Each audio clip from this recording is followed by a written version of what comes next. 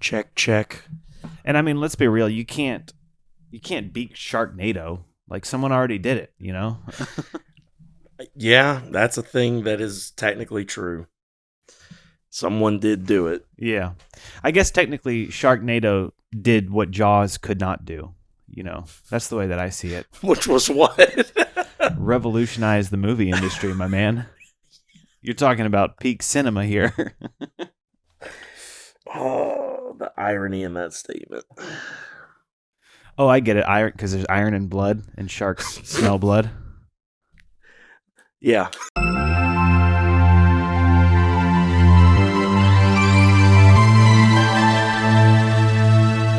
So anyway, movies.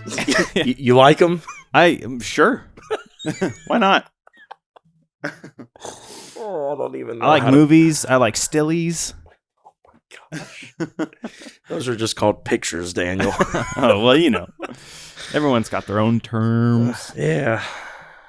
PC culture. Yeah, I know. Well, I guess we're just going to... Welcome to Screenwoven. He beat me to it. That was loud. We're always finishing each other's... drinks? All right, well, no. I just saw that and it got me really thirsty. But yeah, welcome to Screenwoven, episode 18, I believe. Mm-hmm.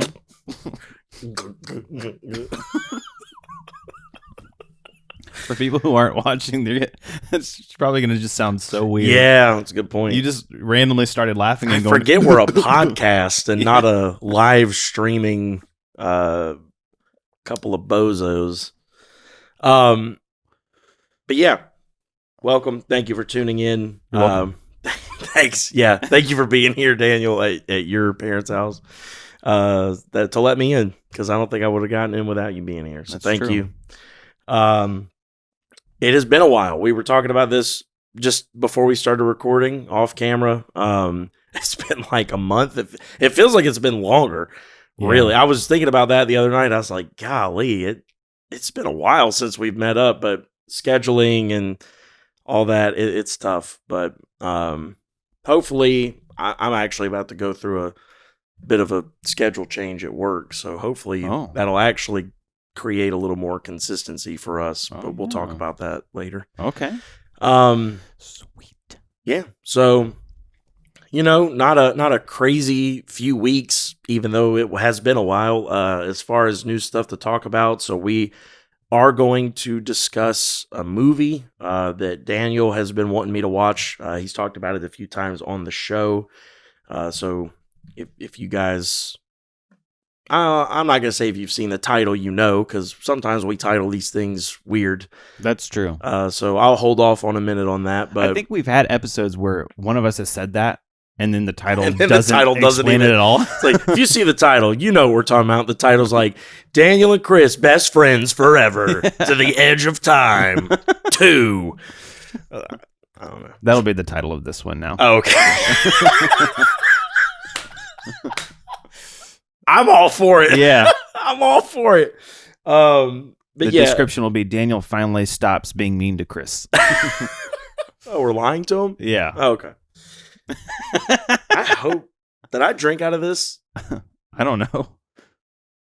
I didn't drink out of it. Hopefully I'm okay. Oh, that's my tequila. It's watered down. Well... No, it is, I pulled that out of the morning. fridge. Well, yeah, I don't know. This guy's a square. No, I pulled that out of the fridge this morning as a fresh bottle, and I don't remember ever opening it. And then I just went to open it, and it opened without, clicking, the thing was already open. So I just was like, man, I hope I already took a sip out of this, because that worries me. But yeah, I've had that happen before, and then I got really sick. Great. I'm just kidding. Thanks. Love that. Yeah. But yeah, so just a couple little things I'd like to talk to you about, I guess, before we jump into the movie stuff, because there have been some interesting things to come out in the movie world, the movie sphere. Of course, you've probably seen a lot of these, because I think ever since we started doing this show, you're on Twitter a little bit more than maybe you used to be. Or have you always kind of been on Twitter? It's actually the opposite. I'm kind of on less. Oh, it feels like I send you a lot, and at the beginning of doing it, you were like, oh, that's cool. And then like as time went on, it feels like you've seen a lot of it. So I don't know, maybe it just pops up for you more or something. Well, since we've started doing this, I've started looking more on Twitter for like this kind of related stuff. Gotcha. And I think now it's sending it to me. Gotcha. Okay, fair enough. So you may or may not have seen some of this, but so have you heard about the well, we did talk about the newest like confirmed addition or whatever to the Spider-Man cast. Bugs Bunny. Right.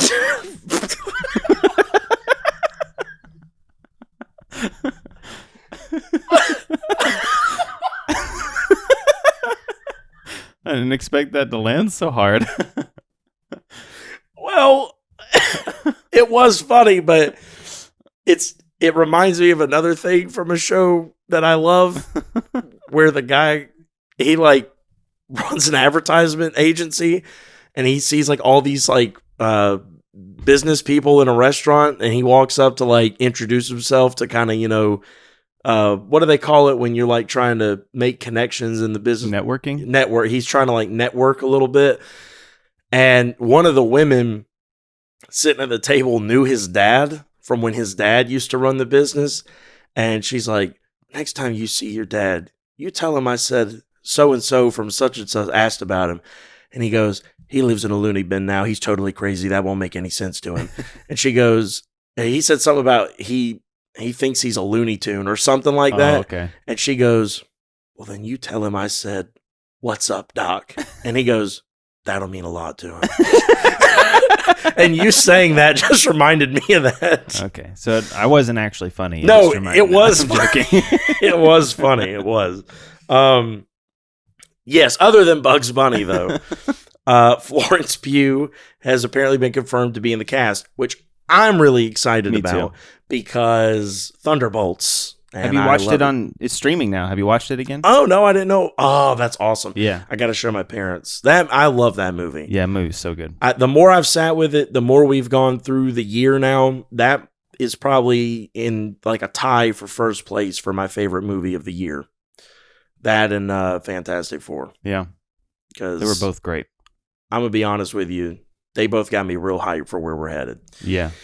So that was exciting. And then in other Spider-Man news, apparently Jackie Chan and his like fight choreography company, stunt company, whatever, are going to be working on the set, doing a lot of the fight choreography, which I'm pretty hyped about. Do you know what I think that's a hint at? That Shang-Chi is going to have a role in this. He might. I know that the guy who directed Shang-Chi, I'm pretty sure is the guy who's directing this. Oh, so okay. There may be some crossover there. Yeah. I mean, with this being the last movie before we get into the next Avengers film, I feel like there has to be some crossover with other characters here. But I don't know. Time will tell. Do you think Shang-Chi is going to be a part of Sam Wilson's Avengers? I would say yeah, probably. Yeah, only because so. In his movie we saw Wong and Hulk. Well, Bruce Banner. Yeah. So, and I feel like they will be on Sam Wilson's event because the ties are already there. Yeah. It would be kind of cool though to see like the Thunderbolts of the new Avengers be like comprised of all the newer kids on the block and the old one be like kind of all the OGs that have been in the MCU for a while. Be interesting. But I don't know how they'd split that up, but regardless, I thought both of those were cool little tidbits of news. And then sent you the picture the other day that you had also seen of James Gunn announced that his sequel to Superman, he's already working on it. It'll be out in 2 years. It'll be titled Man of Tomorrow, and he promoted it with an image from the comics of Superman standing next to Lex Luthor with Lex in his green and purple like mech suit that he builds in some, different runs that he kind of uses to be able to be on par with Superman a little bit. Which isn't that kind of a self-defeating argument? If your whole thing is men like Superman shouldn't be around, why are you creating a suit to make you like Superman? I think his whole thing is like his brilliance created that. Like I agree with you, but like in his vision, he's like my mind did this. Yeah, you know, yeah. Lex is kind of that way though. I mean, he's a narcissist. He could do no wrong. That's kind of the whole point. Yeah. And he's bald. Yeah, that's true too. He's so bald. But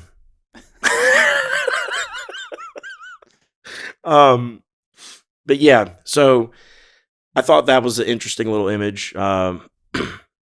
Because honestly, I didn't know they were going to go back to the Lex thing. I guess maybe people were like, we're going to need more Lex in the next movie, so he will once again probably be the main antagonist. I've heard rumors already that the whole concept would be that, and maybe people are just getting this from a comic run, I don't know.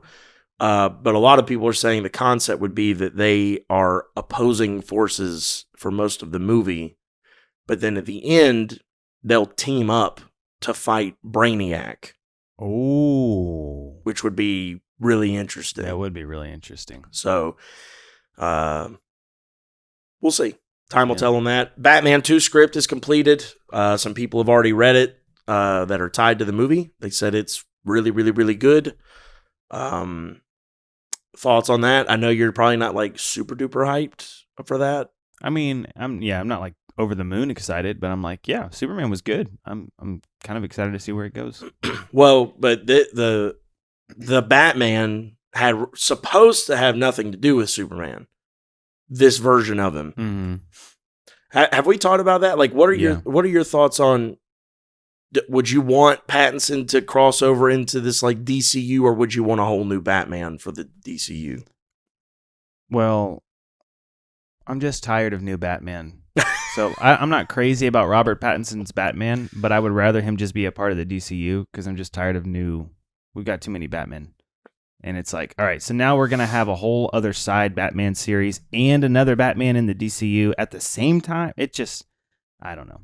But, I mean, you know, I'm open to it. If they have a good vision for it and they're going to do it, then all right. I've seen a lot of stuff on Twitter about people being like, who's going to be the DCU Batman? But yeah, maybe that's I feel like at this point, if they pick Pattinson, they're going to be like, what? The whole time you're letting us trying to figure out who it is? Yeah. You know? Well, to be honest, yeah, I could get people getting upset. Like, don't tell me that there's no way it's going to be him, and we're like getting excited about who it could be, and they're like, okay, it's him. Yeah. Like, but I will say, I saw someone say something the other day on Twitter that kind of resonated the most with where I stand on it, which is, to me, it's kind of a win-win. I really like the Pattinson take. Maybe I'm in the minority on that. I don't know. You're not. I'm in the minority on that. I like him.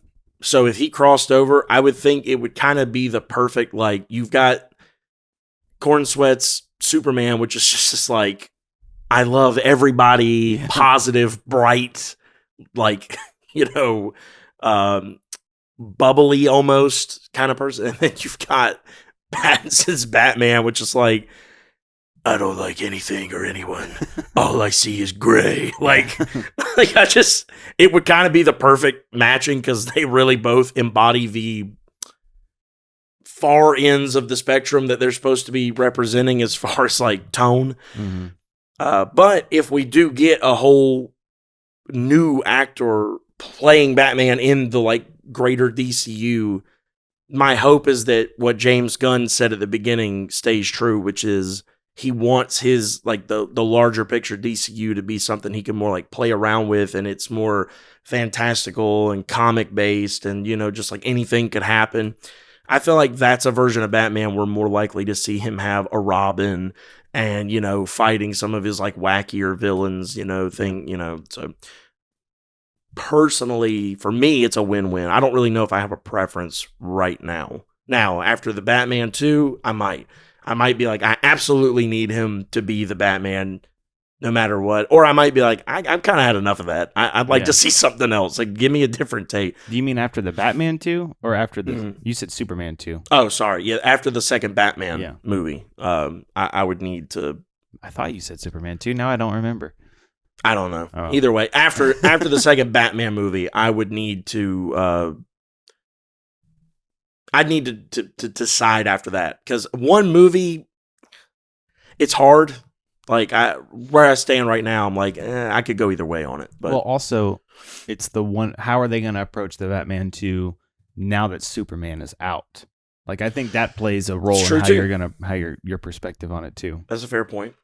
I agree with you. I actually like Robert Pattinson's Batman. Like, I like him as Batman, and I liked his take on the character. I just didn't like that movie that much. My biggest thing was the villains.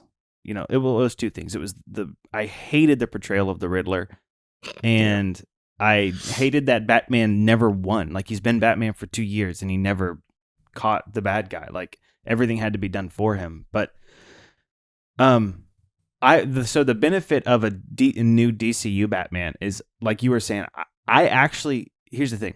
Jim Carrey's Riddler was actually really, like, interesting. I think if Jim Carrey, I mean, obviously he's too old to do the Riddler now, but if he were to do the Riddler with, like, in the James Gunn's universe, like if he had James Gunn running the show, but he was playing the Riddler, that would have been, I think, really, really the wackiness, and it could have worked so well. So I'm hoping. I don't know that he's too old. Maybe I don't know. Maybe not. I mean, that would be crazy. The Riddler's if they did not that. a super demanding role. I don't think he's not. He doesn't need to fight. He's not really a fighting opponent. He's a mental adversary more. That's true, but the Riddler's always young in the comics, right? I mean, relative to who? I mean, he's usually around Batman's age or maybe a little older. But yeah, I mean, don't get me. I'll put it like this. I'm not saying like a 2-year-old Jim Carrey could go in and just look like 62-year-old. Like, they would need to maybe doctor him up to look a little younger. Yeah, I see. But like, I don't think he would need to look like he's 20 years old to be the Riddler. That's fair. I think it would actually almost lend itself to the story if he's a good bit older than Batman, because it would kind of also make sense narratively as to, like, one of the reasons he looks down on him. You know, he thinks he's smarter than him, which is, you know, an argument to be made. But like, him looking down and like, I'm your elder, you know, like, that would also add to that, I think. But true. I don't know. I don't know if they would go that route or not, but it would be interesting. All these people they've brought back to play characters, you know, Keaton being brought back to play Batman and all this stuff, you know, I'd be interesting. I'd be open to it. But yeah, so other than that, I mean, I can't really think of anything too crazy. Did you see the Zombies trailer? Oh yeah. I'm just tired of zombies. What'd you think of it? Well, I saw a clip of the fight between Blade and Ghost. That was sweet, dude. Like, that was really, really cool. Yeah. But I'm just kind of like, I don't like the idea of zombies, Marvel zombies. It's fair. If that's your thing, it looks amazing. My thing is, it was a huge event in the comics years and years ago. I actually have a couple of them. I have the Deadpool one, it was pretty funny. I wonder if he's gonna show up now that he's like in the MC. That would be cool. That would be hilarious. But they did like a brief what if episode on it some years back. I think in the first season of What If. Did you watch all those? Not all of them. I couldn't do it. Some of them were not great. I couldn't even start any of them. I watched a few. Some of them were okay, and I've heard it's gotten a lot better. And I really should go and give the second, and I think there's even a third season out now, a chance. Because honestly, I heard that even if you stuck with the first season, it all like kind of culminated into something that was really cool at the end. But there were some that I was just like, I can't watch this. Yeah. Like I think the one I gave up on was like Thor going to the like planet to planet to party, and he was like yeah, he's just throwing like rave foam parties on different planets, and I was just like, what the heck is this? I couldn't do it, but That sounds like a comedy. Like yeah, it sounds like an SNL skit. right? Like it was supposed to be like funny, and I was like, why? Why? But I kind of gave up on it. I heard it got a lot better, and I've heard the newer seasons are a lot better than the first one. And I've always liked the premise. Those are a comic, actually, that ran, I don't know if they're still doing them or not, but for years and years, they were doing like, what if Spider-Man was on the Fantastic Four? What if the, Hulk, God, what was the big Hulk one? Oh my gosh. Anyway, I'm blanking, but they had a lot of, they would do like just random little one-offs. What ifs. It was its own little series. So when they announced the show, I was actually kind of hyped for it, but I didn't think they utilized it very well. But they did do a zombies episode, and from what I heard, or maybe I did watch that one, it was pretty good. It was done pretty well, and I think that was like one of the more well-received episodes from that season. And so they were like, well, hey, we'll just do our own little mini series of that. Like people liked it, so we'll give them more of that. So this is I think it's a little 4-part mini series done by the same animation team that did the What If, that just focuses only on the zombies storyline. And I wasn't really sure about it, but then I watched that trailer, and seeing Spider-Man like leap through the air and rip like 20 zombies' heads off with webs while he's in the air, and like Blade fighting zombie ghost and all, I was just like, okay, this actually looks kind of sick. I'm not gonna lie. Plus the Thunderbolts are in it, and I've been dying for more Thunderbolts. So they got that cast back to do voice acting for their characters. Oh. So I kind of want to watch it just even for that. But I was like, dang, this looks pretty good actually. Maybe I'll check it out. Yeah, I'm going to. I honestly didn't think it'd be something that would be up your alley, but I just thought I'd ask if you saw the trailer and what you thought of it. Did you watch the whole trailer, or you just saw that clip? I just saw that clip. Check the trailer. Just let me know if watching the trailer changes makes it more or less appealing. Even you talking about it makes it a little more appealing. I'm like, oh, well, that sounds interesting, I guess. Fair enough. So what about you, man? You got any tidbits that you saw that I didn't touch on, or? I've been seeing a lot about, I'm sure you've heard about all this. I've been seeing a whole lot of news circulating about how Doomsday might start, and how it's apparently has to do with when Steve Rogers went back in time to live with Peggy, that caused an incursion that killed Doom's family. Oh my gosh. And Doom is coming to get him at the beginning of it. So, I thought you had seen that, but no. Just and it apparently, if what I've seen is true, it's confirmed that Chris Evans, Robert Downey Jr., and there's someone else. I can't remember the third person, but he's like in a different. Loki. Tom Hiddleston have all shot scenes in that household that where Endgame ended. Oh my gosh. So that's got me pretty hyped. That's like, whoa. So, yeah, that's a really interesting concept, but yeah, I don't know. I don't know really how true that is. I'm really looking forward to that movie. I know. Yeah. There's so much, because one of the things we've talked about is like, they really have a lot of opportunities here, and they really need to capitalize on all of them. They really do. And it sounds like they're trying to. They really do. The newest thing I've heard about Doomsday stuff was Channing Tatum said that he's going... Channing Tatum is in it? I'm just kidding. Yeah. He got interviewed, and he was talking about how he's they're toning down the whole Cajun thing he did in Deadpool and Wolverine, because he was like, that movie had a much more like comedic tone. They wanted it to be shocking and jarring, But he said in this, like, it's still going to be there, but they're toning it down because they want him to be taken more serious. And I think, said something about he's already been like, I don't know, maybe he didn't say this or maybe it was a rumor, but somehow, some way there was a thing going around that there's a pretty big fight between Gambit and Doom. So I'm very intrigued. Yeah, me too. I just wish it wasn't so far away, you know? It's next year. That's not that bad. It's a year and a half. We don't even get Spider-Man for a whole year. And then we get Doom. No, it's not a year and a half because it comes out in December, right? They moved it out to December? I thought so. I thought that's what you told me last time. Oh, crap. Then, yeah, it is close to a year and a half. I thought it was still out in the summer. No. Because I thought that and Spider-Man were supposed to come. No, wait. I thought, if anything, they moved the date up some. They were... what I remember is Spider-Man and Doomsday were supposed to come out in the summer, and then they pushed Doomsday to December. Because we had an episode where we talked about it. Yeah, that is a little ways away. But still, I mean, you got a little less than a year for Spider-Man.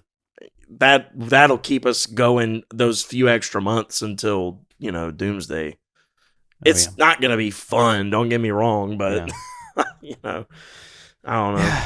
Yeah. Well, the good news is we have great movies to watch in the meantime that probably a lot of people listening, including yourself, may not have heard of. Yeah. I realize that's the thing that I do is I tend to find movies people haven't seen or heard of. You've listed quite a few before to me that I was like, Lord of the Rings? Like, what is that? That's the one you've seen before. Oh, right. Yeah.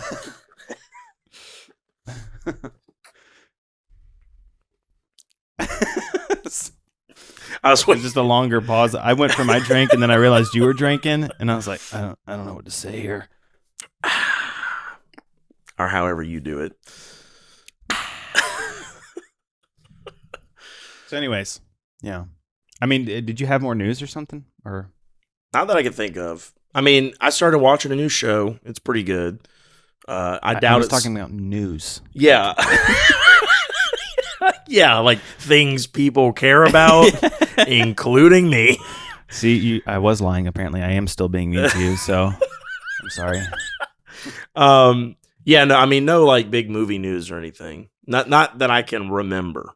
Did you? Naked Gun's been out for a while now, right? Yes. Have you seen it? No. Okay. I haven't gotten to see that or Nobody 2. There was another one that I wanted to see.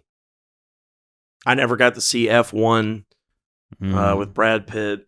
Yeah. I'm going to tell you, man, Prime is about to make a buttload off me because I'm going to be renting and possibly purchasing a few movies. I still haven't seen the last Mission Impossible, and it's on Prime for pay, but I can't. We're waiting. But Yeah. part of the thing is like with watching Evangeline, it's hard to carve out that much time to watch a full. And I don't want to watch that movie in segments. You know what I mean? Yeah. No, I don't blame you. Yeah, I want to see it so bad. They don't have it for rent? They do, but it's about just as much to buy it. Really? Yeah, and I'm like, I'm just gonna buy it. What a ripoff! I know. I wish there were still DVD stores where you could buy things that have released on DVDs. Yeah. Maybe it's available at like Walmart or something. Probably. I don't know why I didn't think to go there. Because no one likes to go to Walmart. That's true. If you're going to Walmart, it means you're out of options. Yeah. Even if you work there. Especially if you work there. I'm sorry for any of our 2 listeners who might work at Walmart. Raymond used to work at Walmart. You see what I mean? Yeah. He was just back in town for a couple days. Oh, really? Yeah. Oh, I'm glad he didn't tell me.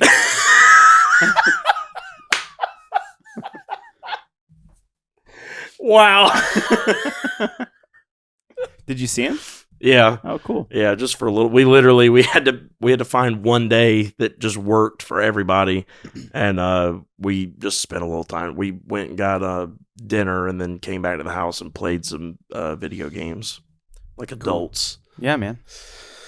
I'm glad he didn't tell me. That was good. Thank you. That was like quick. You're making up for some of your worst ones at the beginning. You're finding your rhythm. Yeah, that's right. And that's why the beginning will not be included in this We're podcast. cutting out the whole first half. Yeah. Get ready for the shortest episode ever. Chris and Daniel, best friends to the edge of time 2, the condensed version. Credits roll. Yeah. So yeah, you want to just jump into? Let's jump in. Fiction is stranger than life, or something like that. I actually rewatched it yesterday because Claire took Evangeline to have like a play date with a friend of hers who nannies, and I was like, oh, it's on Prime, I'll rewatch it again, and I was able to watch it all the way through. So we're talking about streaming. Wait, it was on Prime for free? Yeah, I told you that. I told you it was streaming on Prime. Did you buy it? I had to find a guy who was selling it for $50. You're just messing with me right now. I bought a bootleg version of this movie for $50. Okay, you had me for that. You had me in the first half, not gonna lie. But anyways, yeah, so we're talking about Stranger Than Fiction today, and if you haven't seen it, it's a movie with Will Ferrell and Maggie Gyllenhaal, and Will Ferrell plays this guy. Did you not like it? No, I'm shaking my head at her. Oh, okay. Not a big fan of her. Yeah, me neither. As an actress. You think she's a bad actress? I'm not gonna say she's a bad actress. She's terrible. No.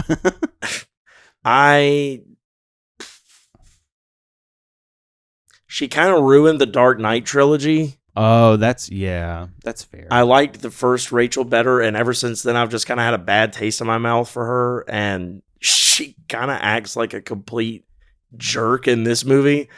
Like, oh, really? In Stranger Than Fiction? Yeah, she, like, literally, like, I'll put it like this. We'll get into it, but, like, I got it. I understand it narratively, but, like, logically, I couldn't get over it. Like, it was one of those things I could not suspend my disbelief enough to be like, this is acceptable behavior. Dude, oh man, we're gonna disagree, and I'm not gonna look for. I really thought you were just gonna fall in love with this movie. Like, no, the movie wasn't bad. Okay, it just wasn't good. Well, I mean, no, I'm just kidding. No, the movie wasn't. The movie wasn't bad, but like, we'll get into it. It's a very specific. I guess you could call it a nitpick. Like, it's more of a me thing than anything. I get that.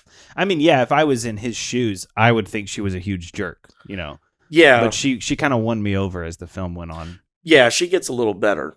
Yeah. A little. Well, anyways. All right. Well, I guess let me just tell me your thought, because I love this movie, and I've been trying to get you to watch it for a while because I think you would like it. It's my favorite genre. It's a dramedy, and it's got a really unique premise. Like, it's a really unique idea that I haven't ever seen done before.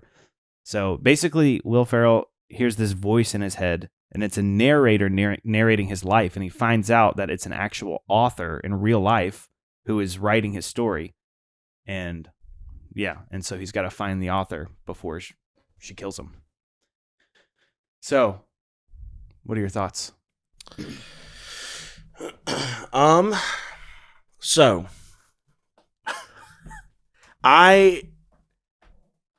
is this technically a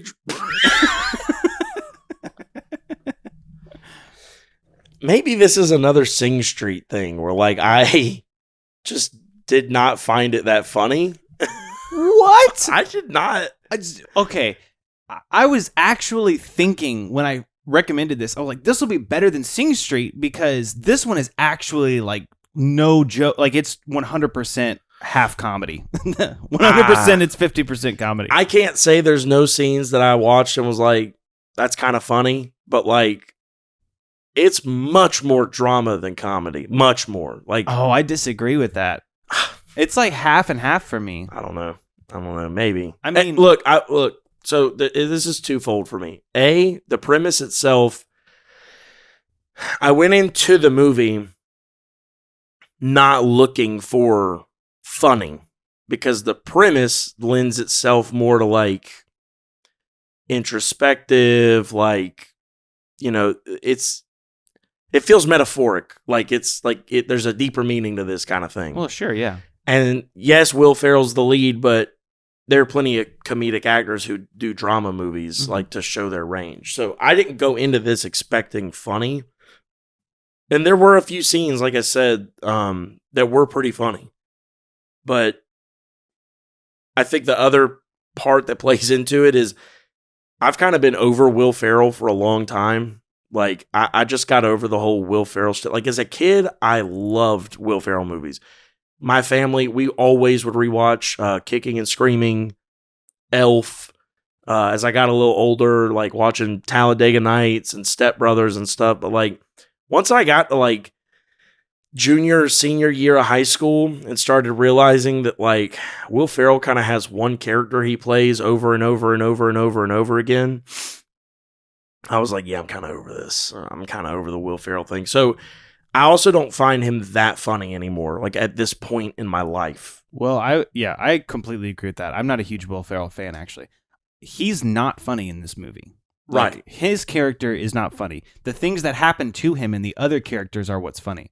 Like, one of the funniest scenes to me is when he goes to the professor guy and he's like, I can't help you. There's nothing about you that's literary. Even though he missed, I don't know if you caught this. I love this kind of storytelling where it's like show, don't tell, like perfect. But as he's explaining to the professor what's going on, the professor's asking him questions. Were you counting the tiles in the bathroom? But when they were in the bathroom, the graphics showed he was actually measuring the amount of soap. Yeah. So, and he was saying there's nothing literary about you, but it's like, no, you just completely missed what he was actually doing. That was a little funny. That wasn't like hilarious. But then the part where he's like, I can't help you. And then Will Ferrell talks to him and he's like, all I remember was she said, little did he know. And he's like, did you just say little did he know? And he goes, I've done whole seminars on little did he know. And then he's like, 10 seconds ago, you said you wouldn't help me. It's been a very revealing 10 seconds, Harold. Yeah, I mean, like I said, like that was one of the ones I was like, that's kind of funny. Although I will say I did not understand why he was asking him about the counting stuff. Hearing you explain it in that way makes it a little more understandable. But I was like, why does he keep asking him if he's counting things like he's Rain Man or something? And then like... That's funny because he played Rain Man, Dustin Hoffman. Wow, I actually didn't know that. Yeah. And then like you said, the little graphics were showing him counting things. So I was like, why is he lying about it? Like, because the whole movie, all the narrator talks about is how he counts this and he counts that and he knows his steps to this and that. And I'm like, and then it's literally showing graphics of him calculating stuff. I'm like, you're going to tell me you weren't counting? You're a liar. You're lying. No, but the thing is Dustin Hoffman was getting it wrong, getting what he was counting wrong. That's what was so funny. He was spot on the quirks he should have if he was a character in a novel, but he was wrong about the specifics. I thought that was really clever the way they did that whole scene. I did like the whole thing of him sitting down and being like, are you a king of anything? Yeah. Are you blah blah blah, and like going through all these tropes, and then like he explains to him what he's doing, and he's like, are you not relieved that you're not a golem? And he's like, yes, I'm relieved that I'm not a golem. And then like it gets real serious for a minute, and then he picks his notebook back up and he goes, do you have magical powers? And the scene cuts. That was pretty funny. I did really like that. I'll give you, honestly, the professor was really funny. Yeah. Most of the scenes with the professor were really funny until the end. Karen Eiffel was funny too. It's like she was in the hospital, weird, funny. Yeah. She was like, are there any people who are not actually gonna dying? get better? Yeah. Because these guys aren't helping me. They can help me. Yeah, that was pretty funny. I was glad to see Queen Latifah was like appropriately used in this movie. A little Queen Latifah goes a long way. She's got a big personality, and I was like, what are we doing here? Yeah. Like, what are this? Like, I just felt like her normal like comedic shtick, which is what I was expecting. I was like, I just feel like that's not gonna fit, and it wouldn't have, and it didn't. She didn't do that. She was like this calm, reserved. She did really. I liked her in the movie. Dustin Hoffman was great. Maggie Gyllenhaal's the worst. Will Ferrell was Will Ferrell. Don't you think though that this was a better version of Will Ferrell? Like, because it wasn't his usual comedy, which I'm tired of that too. I don't actually think he's super funny. So, at the risk of sounding like a complete hypocrite, no. I got annoyed and kind of bored with his same old routine and comedy stuff. But I also think that he it fits him a lot better than doing what he did in this movie. I don't think he's a good drama actor. Yeah, I mean, it wasn't like he had this outstanding performance. Yeah. But I liked him because he felt so stiff, and that felt like a boring IRS agent. But I get what you're saying. Yeah, but like normally to see him play something like that, he's gonna amp up the physical comedy a little bit and like do the whole stiff routine to like an exaggerated level. So like to see him just do it at a normal, I don't know, he's not the best actor. Yeah. I mean, I'll grant you that. I wasn't like blown away. If it would have been someone else in the role, I might have liked the movie even more. I would agree. But I just think the writing and the storytelling was so good. It was a very unique, what's the word I'm looking for? Like story delivery method or whatever. I don't know the word. There's a word for that or a phrase, but it was a very unique way to deliver the plot. Yeah. I'll give you that. But yeah, no, I did not like him. That's probably my biggest gripe of the movie is that him as the lead, it was a little distracting at times because I was like, that's Will Ferrell. Like, it's not like I didn't buy that he's Harold Crick. You know, I was like, that's just Will Ferrell. And he's not even like peak Will Ferrell. He's 2006. I'm going to show you I could be a drama actor, Will Ferrell. Like, have you ever, I highly doubt you have. But go ahead. I was going to say, have you ever seen the movie Foxcatcher? No. So it's a movie, I'm pretty sure Channing Tatum's in it and Mark Ruffalo. And it might be maybe Mark Ruffalo's not in it. I can't remember, but I'm pretty sure it's Channing Tatum and Steve Carell. And it's about Channing Tatum is playing a guy. I'm pretty sure it's based on a real story. It's like an Olympic wrestler who kind of had like rough beginnings and like had to like overcome a lot of things and become an Olympic level wrestler. And he had this coach that was like really, really, really tough to the point of possibly being like brutal.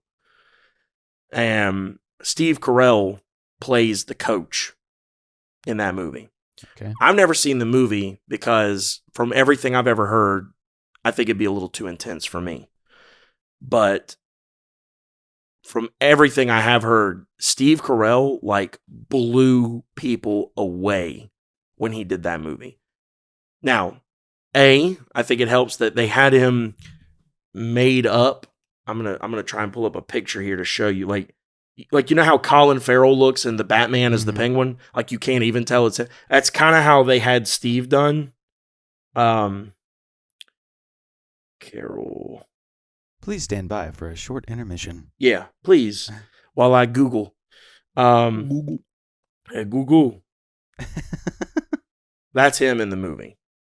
Oh, so like you could tell it's him, but like it I think it helps that he's got some stuff done. Yeah. But like, so you don't just look at it and go, oh wow, I'm just looking at Steve Carell. Like it looks a little different, like just enough to throw your brain off. What's the movie called again? Foxcatcher. Foxcatcher. Matter of fact, I got it. I mean, that's what I Googled to show you that. Let me see if I can just read you like a little. So it says, when wealthy John DuPont, which is Steve Carell, invites Olympic wrestler Mark Schultz, Channing Tatum, to move to his estate and help form a wrestling team for the 1988 Olympics, Mark sees a way to step out of the shadow of his charismatic brother, Dave, Mark Ruffalo. Okay, Mark Ruffalo was in it. However, DuPont begins to lead Mark down a dark road, causing the athlete's self-esteem to slip. Meanwhile, DuPont becomes fixated on bringing Dave into the fold, eventually propelling all three toward an unforeseen tragedy. So, from what I remember, well, maybe I shouldn't say that because that might be a little spoilery. It sounds like it's a tragedy. Yes. I don't think I would like it. Yeah. But I kind of would like to watch it just to see Steve Carell now. Yeah, he like, I don't know if he actually won awards, but I'm pretty sure he was nominated. He might have won award. Like, he did amazing in that. I didn't get that or even close from this with Will Ferrell, which, I mean, you're not gonna. This is supposed, like you said, it's at best it's a dramedy. That's like a straight on drama. So there's a difference, and that's a serious story, and this is more like for fun. It's like a fantastical kind of very straight up fictional story. So there's differences. I'm just saying, Will Ferrell didn't blow me away. the rest of the cast did pretty great. But yeah, that held it back a little. You know who I think could have done really well in that role? Who? Joseph Gordon-Levitt. Yes. Yeah. Or Ryan Gosling. Ryan Gosling can do anything. I know. I don't know, dude. Ryan Gosling might be kind of strange in that role. I think he could do it, but he could do it. It's just hard to picture. Ryan Gosling can do plain. He can do plain. But even his plain face, he just looks like a model. You know, well, yeah, but I mean, he doesn't strike me as like boring IRS agent. To be fair, that I would buy that more.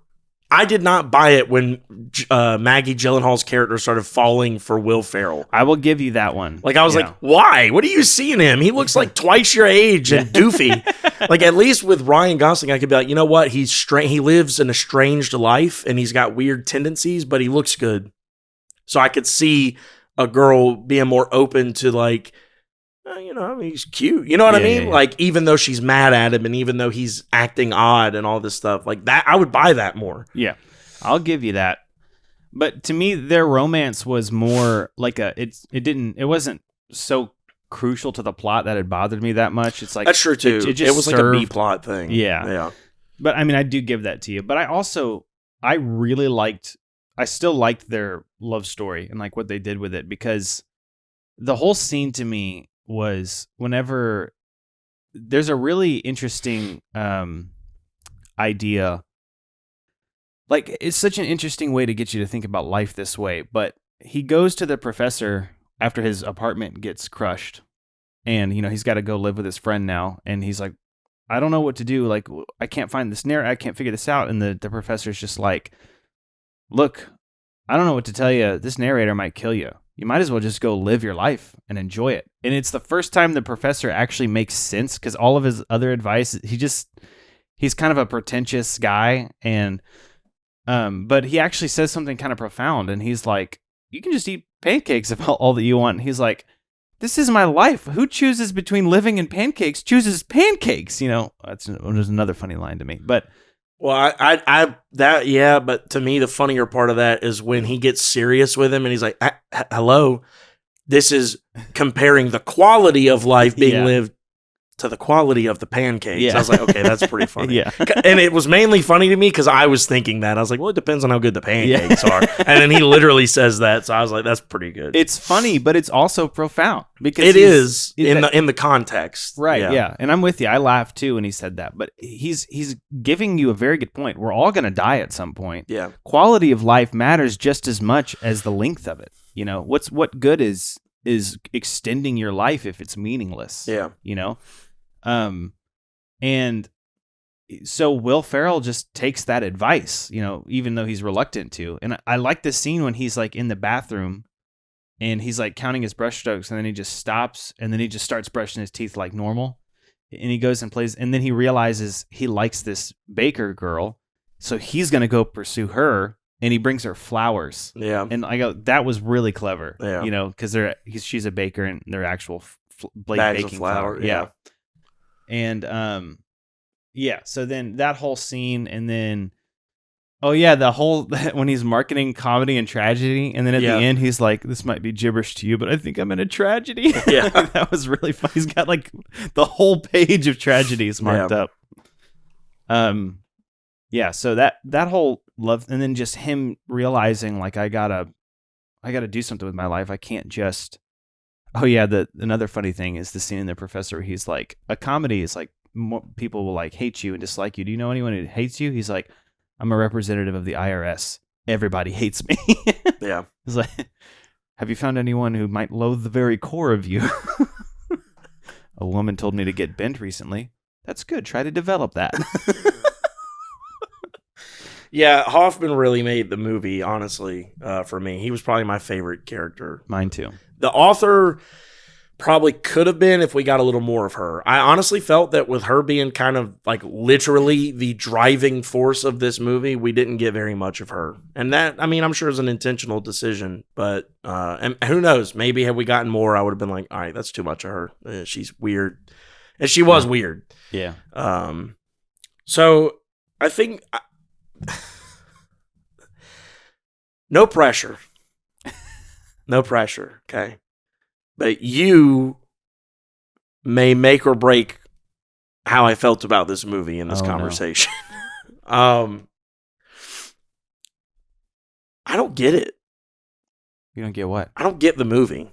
I don't get it. Like, I felt like when I finished it, I sat in my chair and just kind of sat there for maybe 30 minutes and was just like playing a game on my phone and trying to like let it soak and sink in and just think about it.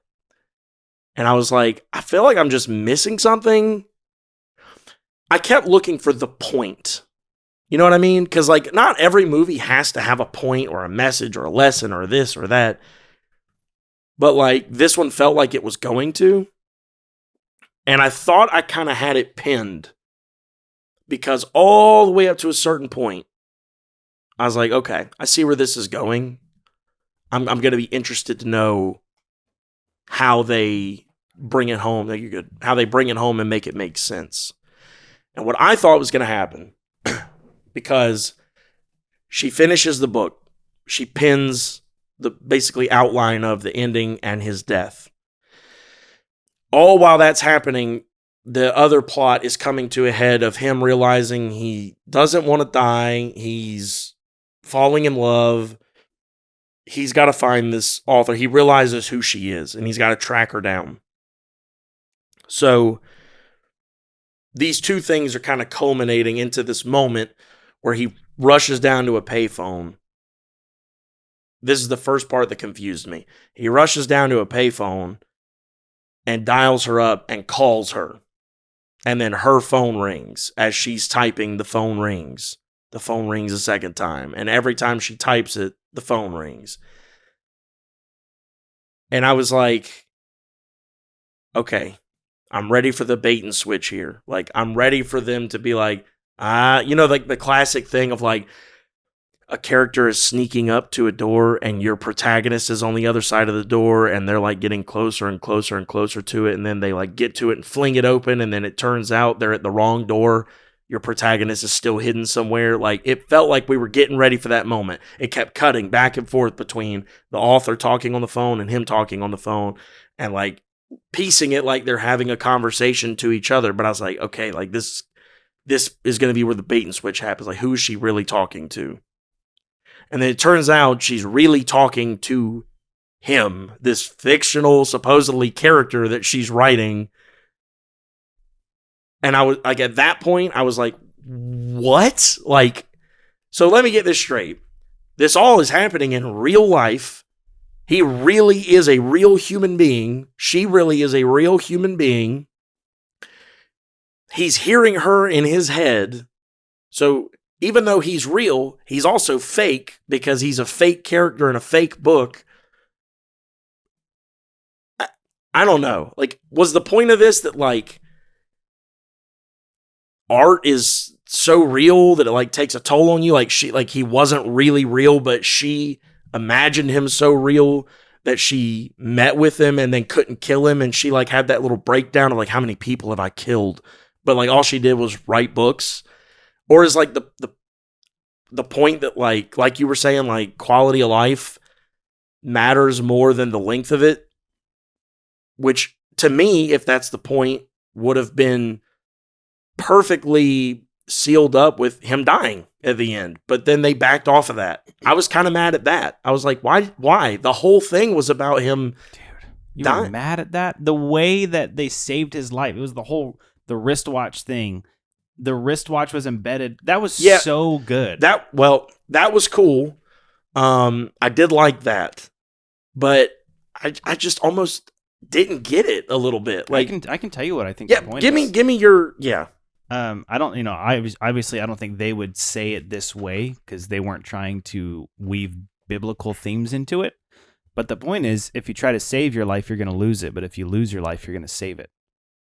So Harold Crick was in this just routine. He's just going through the motions because he's just trying to do what needs to be done to live. And then he realizes, I'm going to die. I need to live my life, right? And so he starts doing that. But then when it gets to the point where he realizes, I can have a chance to save like myself here, he realizes and accepts, wow, quality of life really is more important than just the length of it. And because he accepted that, that's what convinced her to keep him alive, because she said the story's supposed to be about someone who doesn't know they're going to die, but then they die anyway. But if you're going to, if someone's willing to face their own death for some purpose, isn't that the kind of person you want to keep alive? So it was his acceptance that he can't control his fate and letting it go and being like, you know what, maybe this is what I was meant for. That's actually what preserved him. And this is a principle that is so true in life. The more you, a lot of times, actually psychologists have talked about this before, is like a lot of times the more you want something, it's inversely proportional to the likelihood that you'll get it. Like people who really want something and they're trying to get it, like let's say you really want someone to love you. You end up bombarding them and overwhelming them and they're like, whoa, back off. You know, that's like that in life so much. And you have to learn to just let go and realize you don't control your fate. And then on her end, she had a complete 180 in her perspective, because she writes these tragedies where it's all about death and sadness and gloom. And she realizes that she doesn't really, I mean, I don't know if you could say she realizes she doesn't control her fate necessarily, but I think what she realized was that quality of life mattered. Like there's more to life than this, you know, that life really does have a meaning and purpose. And it's like, yeah. So that's what I think it is. It's like he ended up saving himself by being willing to die.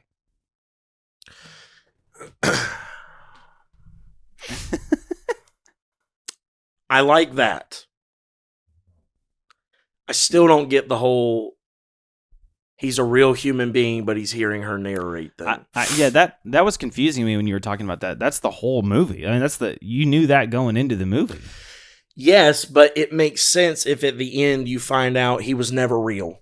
He was a very, very real representation. Like he was so real to her that he was a human being, but then at the end, like you find out like he was just a character. Nah, I disagree with that. I mean, I think I knew from the beginning, from the previews, he was a real person that she was writing. I mean, I never got that there was going to be this bait and switch ever. Like, I mean, I think I get what you're saying, but I think the idea that he actually was a real person is what made the story so unique and so different. Right. I mean, it makes it unique and different, but I just don't get it. Like, they don't put it like this. I think that's profound. Thank you. I'm trying to think of how to word it. The implication there is that anytime an author in the world writes a book about somebody, they hear the narration in their head. No, that's not the implication. I mean, this was an edge case. It was a weird, bizarre thing that happened. But why? To teach them a lesson that, you know, I mean, I don't know. I'm trying. Why does anything weird? There's stories that where all kinds of weird things happen, you know? I mean, that's true.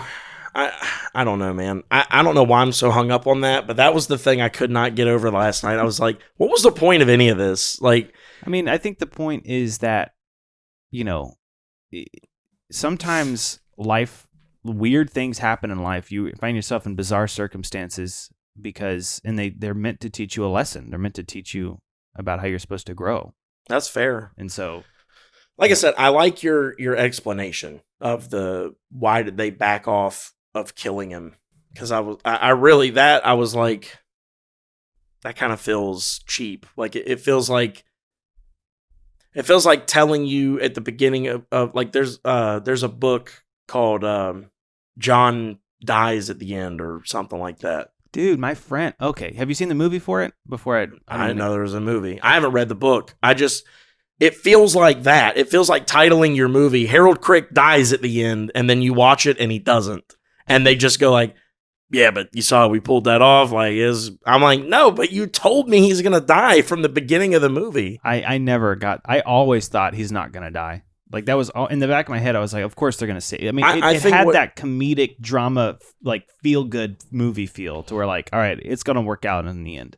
I feel like what would have been a little more impressive to me is if they could have pulled off the death in a way that made it profound. Like it didn't come off depressing. It made it profound and like it was set up from the beginning perfectly. Like how they did the life-saving thing with the watch. Like somehow the death was perfectly set up from something from the beginning as well. Here's another thing. The kid with the bike. He was in it from the beginning, but like, there's no setup for that. Like, other than just like you see scenes of her imagining it in different ways. Like when they're out sitting in the rain and she's on the bridge and she just sees the kid riding on his bike in the rain in her mind. And then he like jumps off the curb. It causes a woman to blah, blah, blah. And she falls off the bridge. Okay, cool. But then, like, in real life, that's what ends up happening. Like, he rides his bike straight into the road in front of a bus. I'm just like, I don't know, man. I don't know. Maybe I'm a guy who needs a little more explanation or something. I find it weird that I'm just supposed to accept that, like, she's writing a book about a guy named Harold Crick who's an IRS agent. There's a guy named Harold Crick who's an IRS agent. As she's writing it, there's no communication. Oh, and also, she's talking in the thing on the news. This is another thing that was weird. When he walks in the professor's office, when he realizes who she is, she's talking to a person on the news about a book called Death and Taxes. And he's like, that's her. That's the woman who's been narrating. He's like, what? No, it can't be. That interview's like a decade old. And he's like, no, that's her. I'm telling you, that's what leads him to go track her down. And then what happens? The book she's writing is Death and Taxes about him. So either A, there's some weird time stuff going on here, because when she was on that news, an author's not going to go on a news thing to do an interview about a book that they're not like about to put out.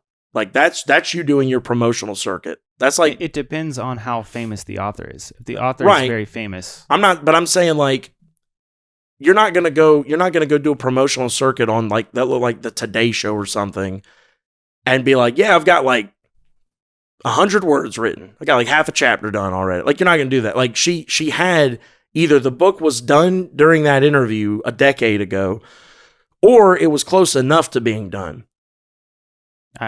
Here's my thing. Why hadn't he been hearing the voice for a decade? I mean, I think there's two ways to explain that. The first thing is that she could have written it a while ago, and then once he caught up to the things she was writing, that's when he started hearing the voice, you know. But the other way to explain it is she was just starting to write it, or she was talking about that interview. I don't think it was just an interview with the author, and she was describing a new work that she's working on. I don't think there was evidence to suggest she had written it then, you know. And we also know she might have written an outline for it, because we know from the end she wrote an outline, but it didn't actually affect him until she wrote it down in the typewriter. So she might have had it planned out and been working on it for a while, and she's had writer's block for a very long time. So, yeah, I mean, there's all different kinds of ways to explain it, but I think you just kind of have to like accept that there's elements of it that we don't fully understand, which it's a supernatural event, you know, like where it doesn't really fully make sense. Yeah, I guess. I think it's kind of like, you know, I know people who have had supernatural experiences, and it's like really weird and bizarre, but I don't expect it to be normal for everyone. Like you were saying, the implication is that whenever an author writes, I'm like, I don't think that's the implication. I think this was some kind of strange phenomena that happened that we can't explain, and it just happened to teach them this lesson. And well, not just happened, like that was the point of it. It was meant to show them, you know, a lesson. Fair enough. Now let me move on to my other big gripe of the movie. Oh man, Maggie Gyllenhaal. Oh boy. Oh my gosh. How do you make it to adulthood? How do you make it to becoming a full-fledged adult in the world who is alive and owns a business and not understand tax laws? Like, even a little. She does understand tax laws.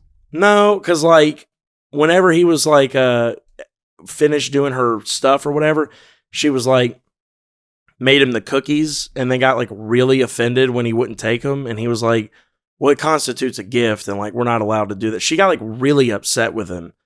And I understand that her whole point, like the whole thing that led to her being audited, was that she intended to break tax laws. Like she wanted to. She states it multiple times. I get it. But that was never the implication with the cookie thing. Like, she did that because she wanted to do something nice for him. And then when he explained to her calmly and maturely that, like, I can't, like, I could purchase them from you, but like, I can't just take a thing, because if you say that even to the wrong person on accident, much less intentionally, that I took something for free from you, it could be misconstrued. It could turn into a whole thing. I could lose my job. Like, she, like, just her reaction to that whole thing killed her character for me for the rest of the movie. I was like, you're ridiculous. Like, you, first of all, why? You have to pay taxes. So do we all. Do any of us like it? Absolutely not. But you have to do it. That's just, it's a thing you have to do. And when you don't, you knew there'd be a consequence. You're being audited, and you're acting like a child to the person who comes to audit you, and like throwing dough at the wall and stuff, just acting like it. And don't get me wrong, I know that there are real people who act that way and worse in the world, but they're stupid. And that's my point. I don't like those people, and I don't like her. But at least with that part, I was like, well, maybe this is just meant to be like exaggerated, like whatever. But like, it was the milk and cookie scene that killed it for me. I was like, this is ridiculous. Like, you either don't understand, which makes you dumb, or you do, which makes you like unbearable. And I could not get behind her character after that. Even after, like you said, like, she got better, but I never could fully get on board with the whole them dating thing after that scene. Well, I mean, I'll give it to you that I thought she overreacted too, but I think that she was, my perception of it was she was more aggravated that was even a rule, and like she was actually trying to be nice, and she kind of liked him a little bit, and it didn't work out like she wanted it to. I agree, she overreacted to it, but he was being too stiff too. It's really not that big of a deal, because she baked him some cookies because she, gave him a hard time. You can take the cookies. It's not, I mean, yeah, if someone were to, I don't think he would lose his job over something like that. He'd get a slap on the wrist and say, hey, you're not allowed to do that. Because I think the big thing, and I don't know what the actual law is there, but I think the big thing is, like, if you accept a gift, then it could suggest that she was giving you stuff. She's bribing her, you. to help her slide away. Which obviously he's not doing any of that. So right.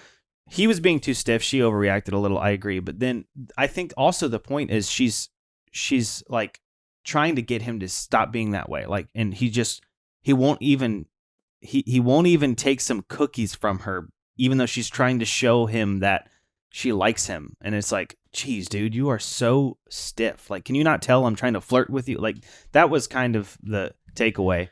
I agree with you to an extent that she overreacted, but it didn't kill her character. It was just like, all right, well, yeah, but you should have. I mean, it didn't help. I didn't like her from the beginning. Because she's Maggie Gyllenhaal? Yeah, as soon as I saw her face, I was like, Rachel, no. No, I mean, but in all seriousness, I was just like,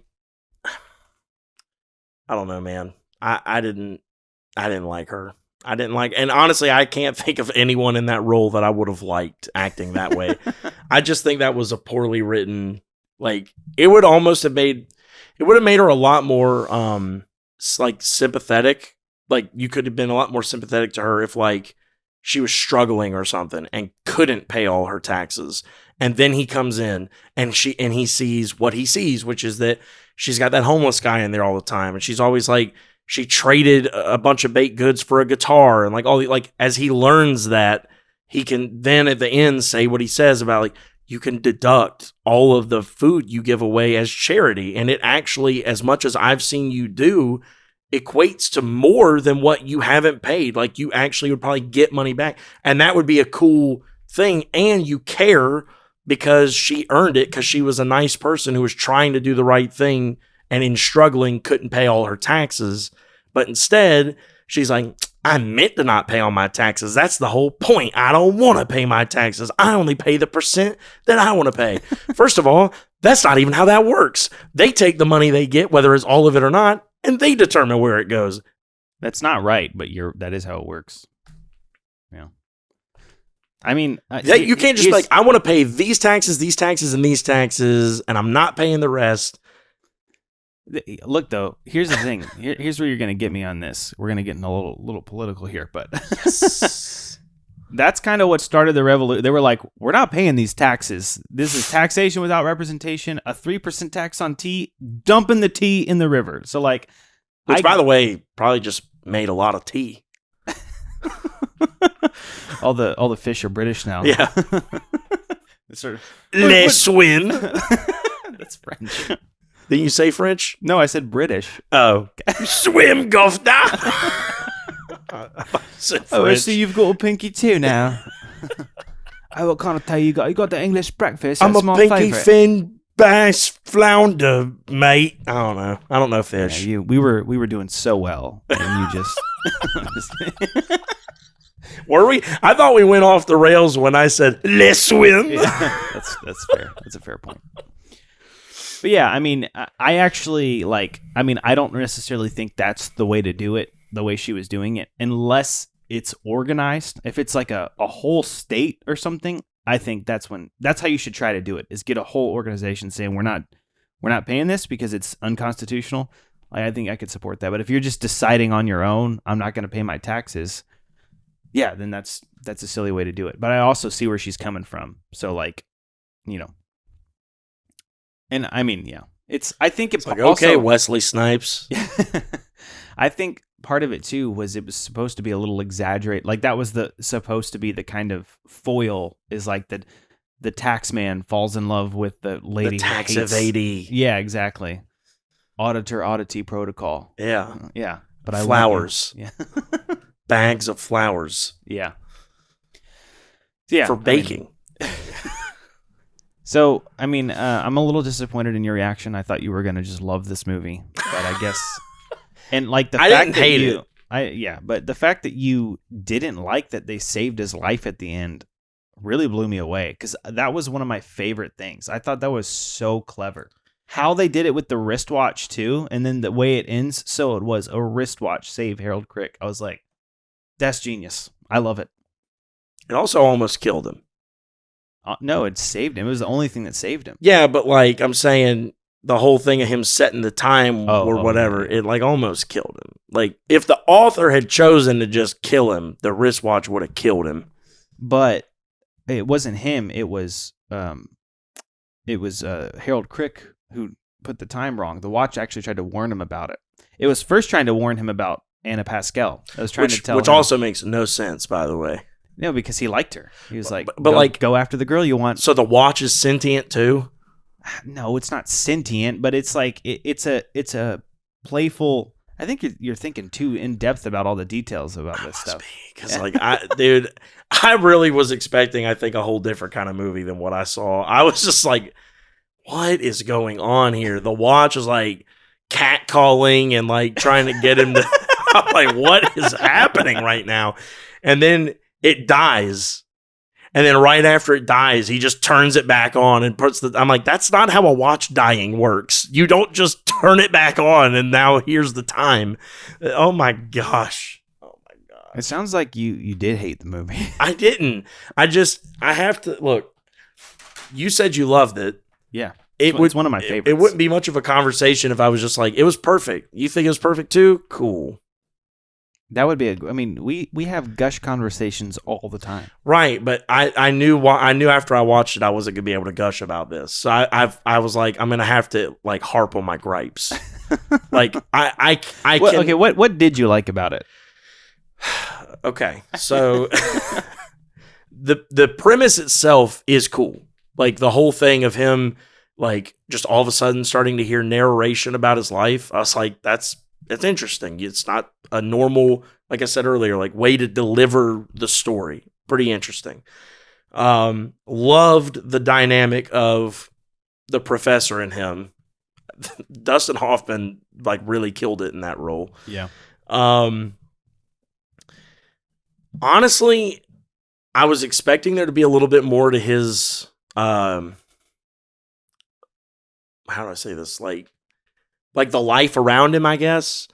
I get that they kind of intentionally left it kind of like blank space on the canvas sort of thing because he's kind of like an estranged loner or whatever, but there wasn't much, in terms of like dynamics with other characters. You pretty much have him and the professor, him and Miss Pascal, which that was another thing I didn't like, by the way. I'm sorry. We're talking about things you liked right now, Chris. But even on their date, just put a pin in it. She was calling him Mr. Crick, and he was calling her Miss Pascal while they were making out. I'm like, no one talks like that if you're making out. Like, this not. No one talks at all if you're making out. Well, yes, but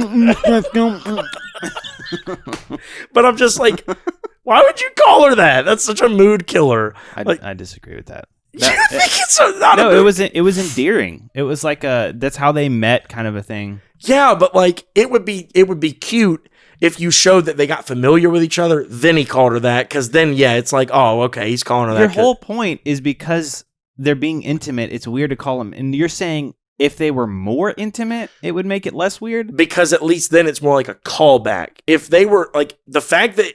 Put it like this. It was off-putting to me because that was the first time they ever did anything together. And it was just like, oh, yeah, I barely know you. I don't even know you enough to call you by your first name. But I'm in your house eating dinner and we're making out on your couch.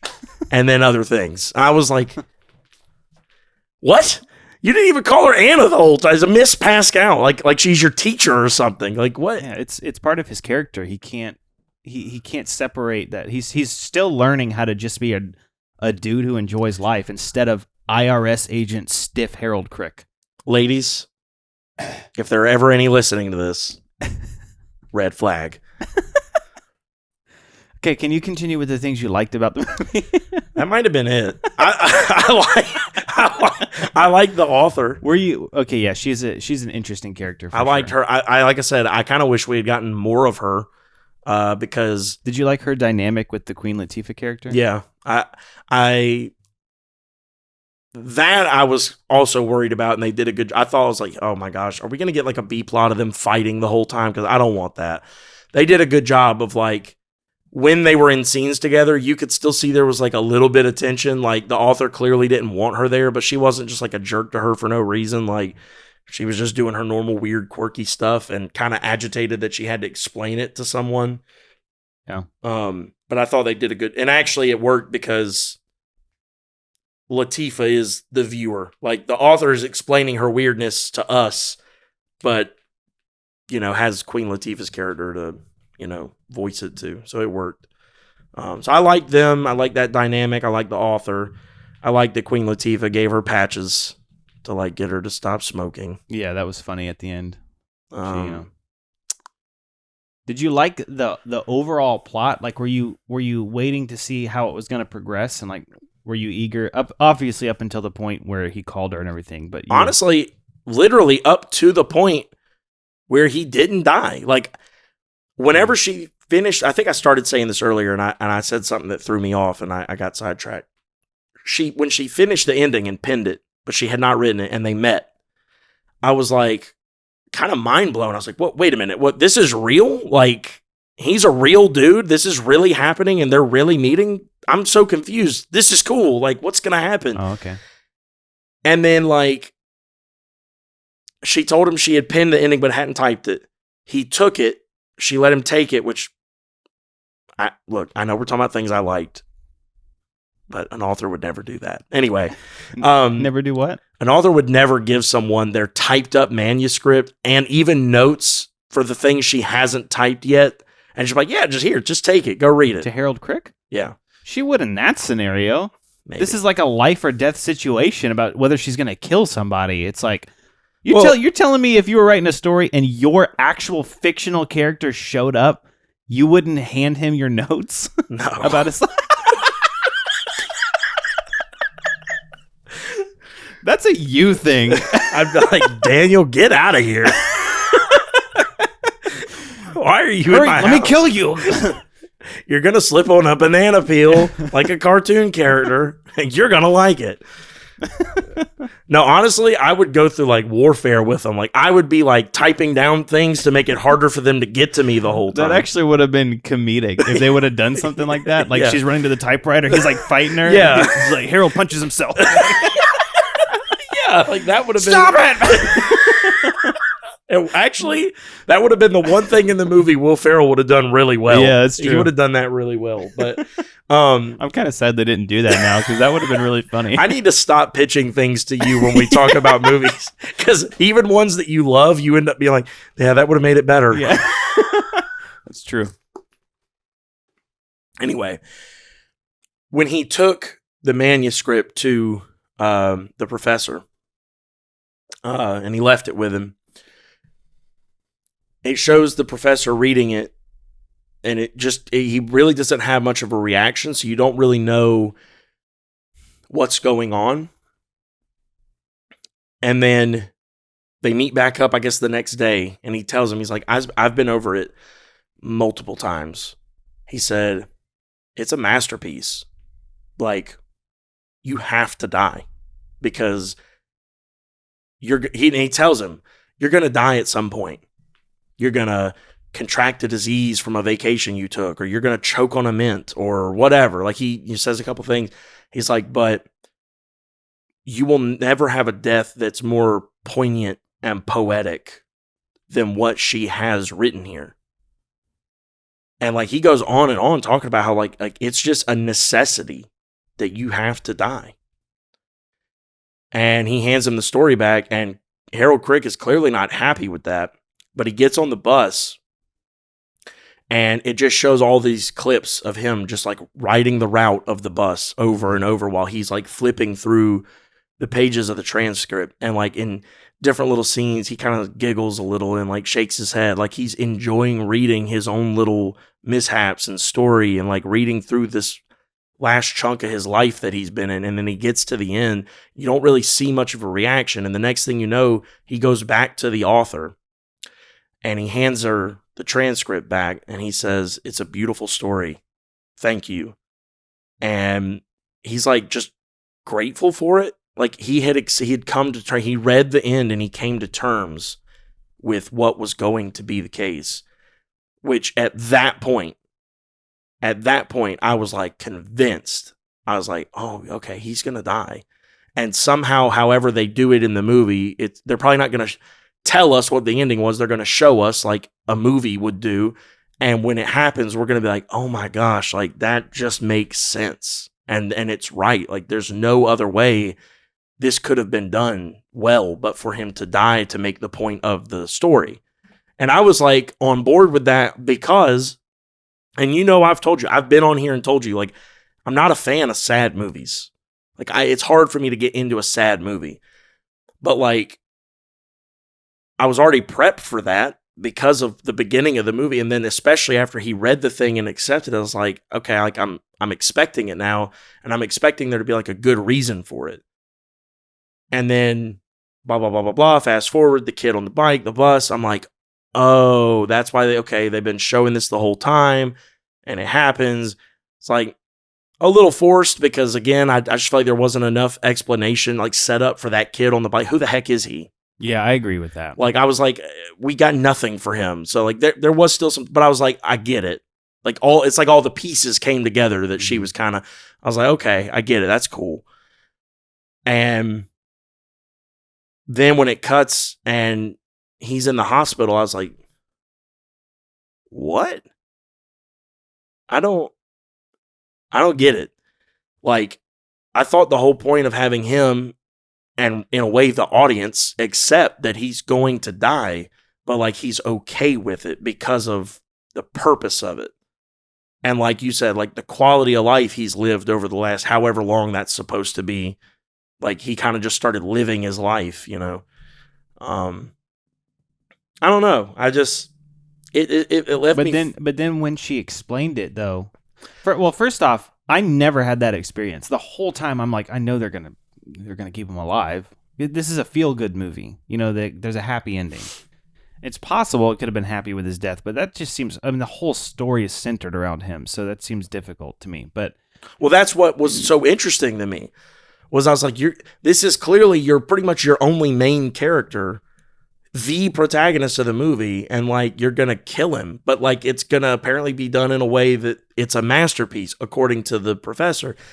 that's why I was so intrigued. I felt like I was robbed of that a little bit. I felt like I was robbed of them like dangling what according to them was like the perfect ending right in front of us, and then didn't tell us what it was or show us, and instead they did this other thing and expected me to be like, oh, that's the perfect ending. Well, we wouldn't have understood the perfect ending because we haven't read the novel. They're just showing us. But the novel's his life. Yeah, but they're just showing us the bits and pieces of his life that are important for our version of the story, which is supposed to be the book. Who is hearing the narration? It's not supposed to be the book. For instance, the characters. I don't think they did this well enough. I agree with you, but like the kid on the bike and the lady driving the bus, I realized that they were like, oh, they're showing that she's also writing about these characters and that their lives are going to somehow intertwine.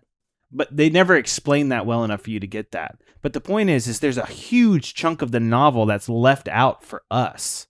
It's like that's why it was a masterpiece, because somehow those stories all intersected and it was all meant for this one moment.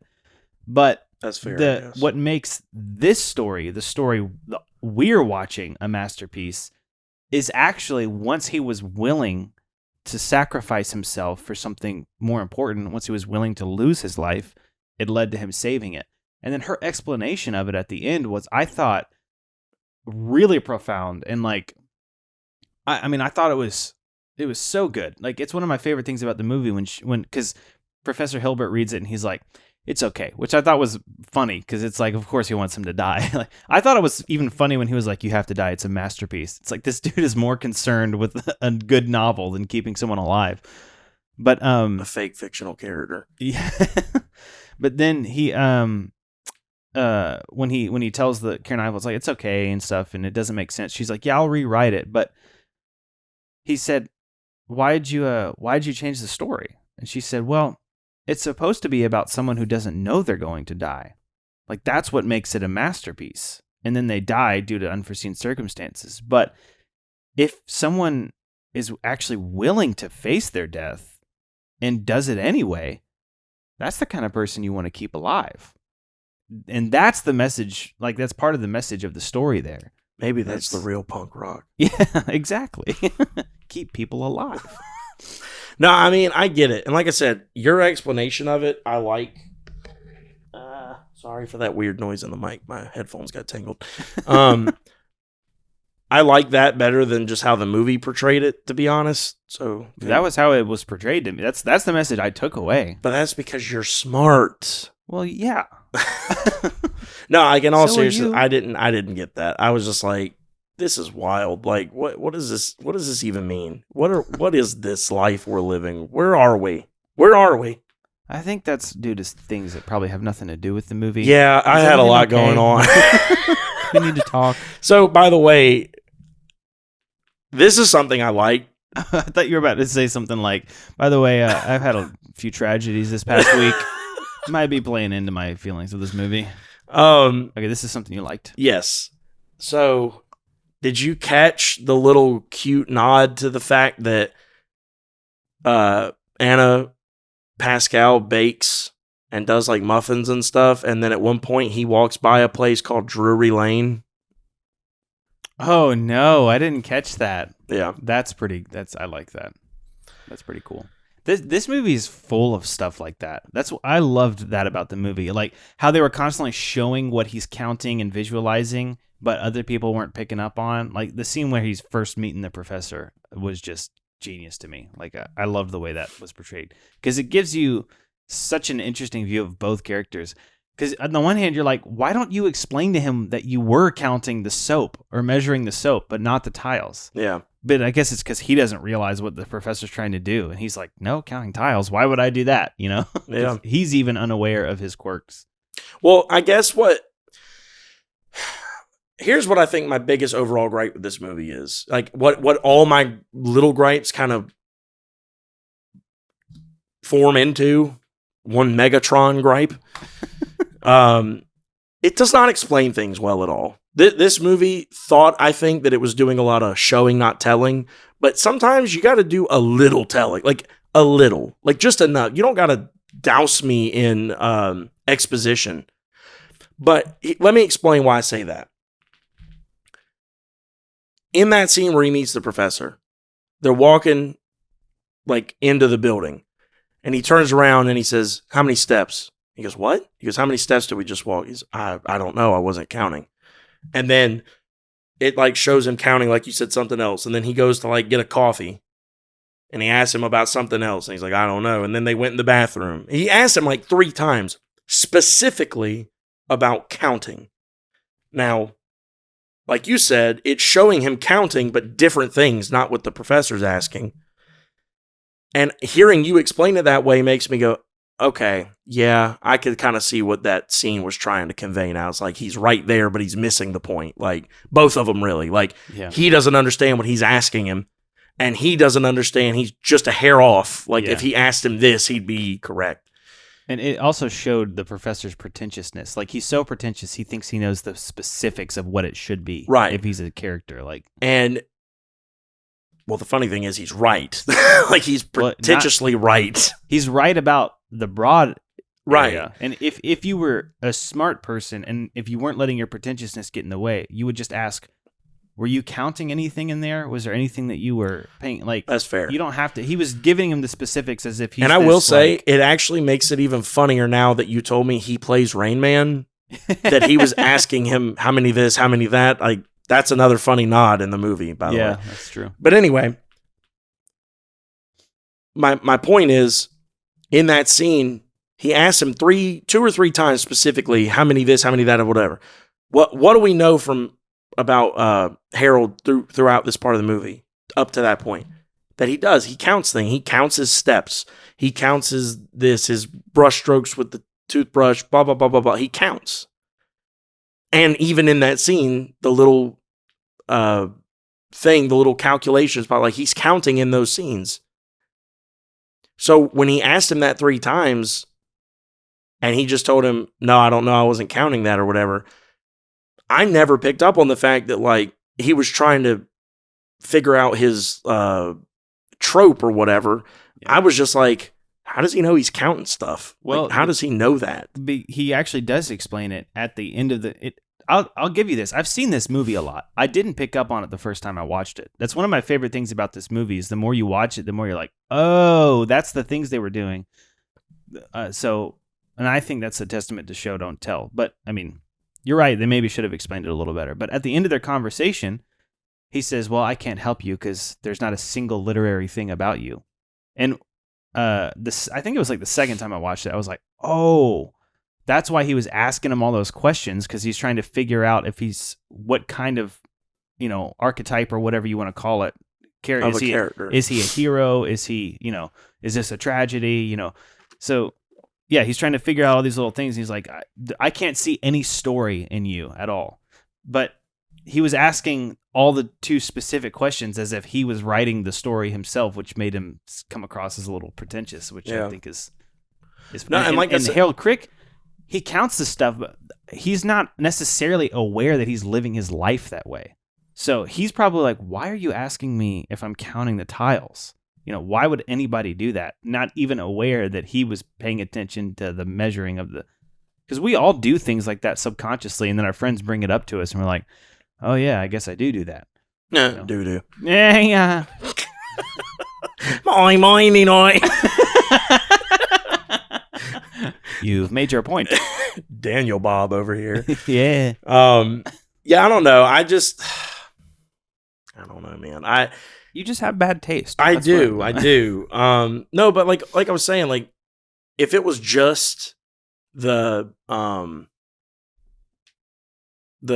scene, I'd be like, maybe you're right. Maybe that's more of on multiple watches, I could appreciate that more. But with it being that scene and the kid on the bike and the vague timeline of really the whole movie, but especially like specifically when I was talking about Pascal and him like dating, like you don't really know, have they only been out like twice by the end of the movie, or have they been going out for has like a month passed? Because this whole time the author is like trying to meet a deadline, but they never even tell you when the deadline is. Like there's no time in this movie, like time, which is ironic since one of the main little things as a wristwatch. Time is very irrelevant in this movie to some extent. Like, even when she pins his death, they do it in a way where she pins it, but it doesn't even matter yet because it hasn't been typed. So, like, he's got essentially infinite time until it's typed. I wouldn't say it's irrelevant. I would say it's ambiguous. Yeah. There is some kind of timeline. Like, I gathered that from it. It's like, okay, there are rules. We just don't know what they are. Right. So, and I'm fine with that. I don't need to know. You know, it's like Lord of the Rings. You would appreciate this because you've seen Lord of the Rings. Mm-hmm. But a lot of people have questions about what Gandalf can and cannot do because sometimes he randomly does it. And if you study the lore of Middle-earth, you know what he can and cannot do. Right, like me, yeah. Yeah, exactly. So you could give me all the Astari. You could tell me all of their, I understand all that. Big Dipper, Little Dipper, yeah, Orion's Belt. I know all the stories. Anyways. But the point is if you don't know the lore of Middle-earth, when you're watching it, there's kind of this understanding of like, all right, he has limits to what he can do. We just don't know what they are because he's a wizard. He's beyond, because we're the main story is on the hobbits. We're focusing on them. And I think the idea is that we're, from their perspective, is like there's this huge grand world of stuff we don't understand. And somehow we're going to be the ones to save the day, So I think it's something kind of similar where it's like, there's rules to this world and Stranger Than Fiction, but we don't understand or know what they are. But we don't need to know because we get the premise, we get the gist of what happened. That's fair. I mean, yeah. Like I said, I think it all boils down for me to just like, I didn't need a ton of exposition, but even just like a little in certain spots might have went a long way. I'm curious to see if you watched it again, if you would have the same feeling. But, yeah, now you've got me curious on that because you were talking about there were things that you picked up on multiple rewatches or whatever. So yeah, I've seen it, but to be fair, I loved it the first time I saw it. Even though I did have questions like what you had, which I didn't fully understand all of it, I got it. I got what they were trying to do, and I was like, that was so cool. So I watched it a bunch.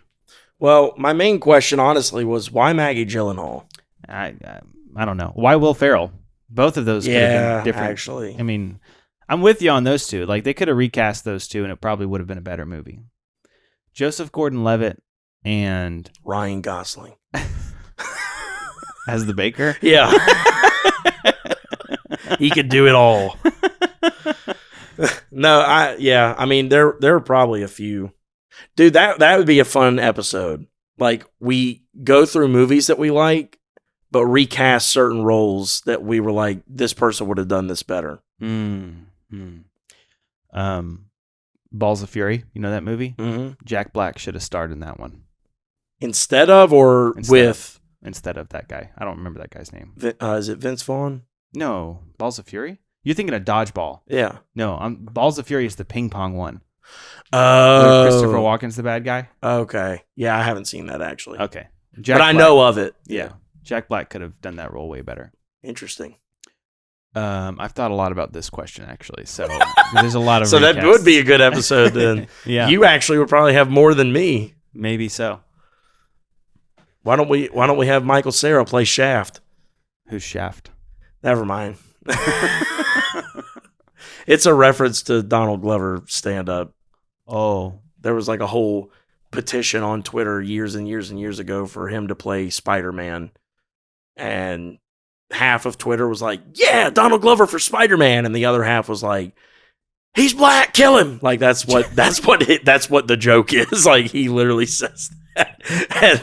And he said that there was one guy in particular who like got on there, was voicing his opinion, and was just like, Donald Glover for we're just gonna have a black guy play Spider-Man, play Peter Parker. Well, why don't we have Michael Cera play Shaft? Which Shaft is a character that like Samuel L. Jackson played in a movie, and Michael Cera's like notoriously one of the whitest actors of all time.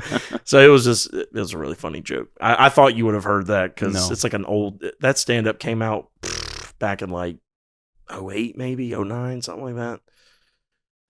It's really funny. It's the only one he's ever done, actually. The only joke he's ever done? Only stand-up. Yeah, that's the only joke he ever wrote. He's got that one joke. It's a short special. A lot of commercials. Yeah. That was pretty good. No, I've heard about his special. I just didn't know about that joke.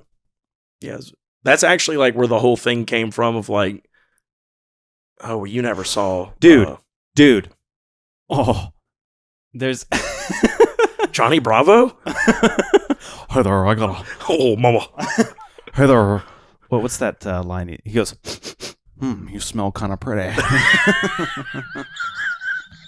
Dude, I used to love that show, me too, man. It's so funny. I like the one where she's like, "What kind of idiot are you?" I don't know. What cons are there? It's good stuff. Yeah, Johnny Bravo's great. Oh, man. Another dramedy. If you don't think this is a dramedy, if you ever decide to watch it, it's another, like, most people don't know it. I found it on Prime. I've probably seen Dimitri Martin stars in it and wrote it. He's also in The Rocker, by the way. So, but it's called Dean.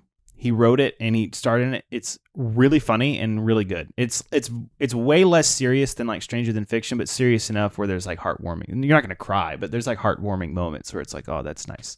Okay. But it's pretty, and it's like Dimitri Martin, so you know it's gonna be funny, at least to some extent. So why don't you want to watch the new World of Worlds with me to make fun of it?